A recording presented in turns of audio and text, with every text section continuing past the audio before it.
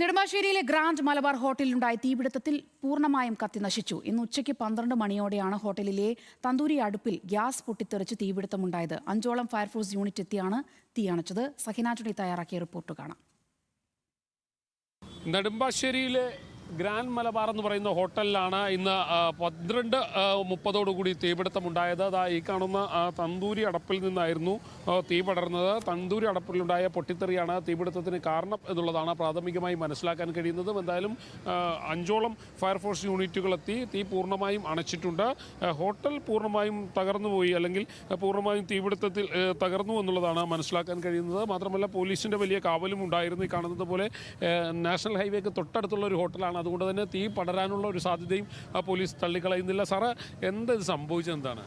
ഞങ്ങൾക്ക് പ്രാഥമികമായിട്ട് കിട്ടിയ വിവരമനുസരിച്ചിട്ട് തന്തൂരി അടുപ്പ് ക്ലീൻ ചെയ്ത് കൊണ്ടിരിക്കുന്നതിൻ്റെ ഇടയിൽ അതിന് തീ ആളി കത്തുകയായിരുന്നു. തീ ആളി കത്തിയിട്ടാണ് തുടർന്ന് ഇതിൻ്റെ മേലേക്ക് കംപ്ലീറ്റ് കത്തിപ്പോയത്.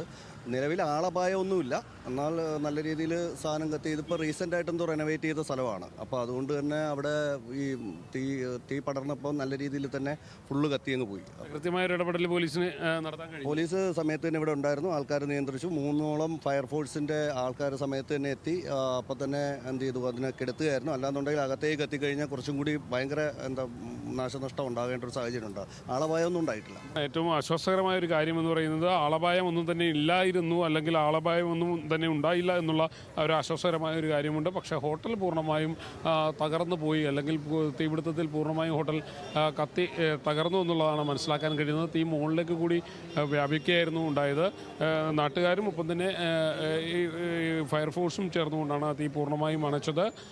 എന്തായാലും തീപിടുത്തത്തിനുള്ള കാരണം പ്രാഥമികമായി മാത്രമേ നമുക്ക് മനസ്സിലാക്കാൻ കഴിഞ്ഞിട്ടുള്ളൂ. എന്താണ് ഇതിൽ തീപിടുത്തത്തിന് മറ്റ് കാരണങ്ങൾ എന്നുള്ളത് മനസ്സിലാക്കേണ്ടിയിരിക്കുന്നു. ഈ കാണുന്നത് പോലെ തന്നെ ഈ മുൻവശം പൂർണ്ണമായും തീപിടുത്തത്തിൽ നശിച്ചു പോയിട്ടുണ്ട്. അതാ സോഫയെല്ലാം കത്തി നശിച്ചിരിക്കുന്ന ഒരു കാഴ്ചയാണ് ഈ കാണുന്നത് പോലെ തന്നെ. പ്രത്യേകിച്ചും വലിയൊരു തിരക്കുണ്ടാകുന്ന ഒരു സമയം കൂടിയാണ് ഈ ഉച്ച സമയം എന്ന് പറയുന്നത്. തിരക്കുണ്ടാകുന്ന ഒരു സമയം കൂടിയാണ്.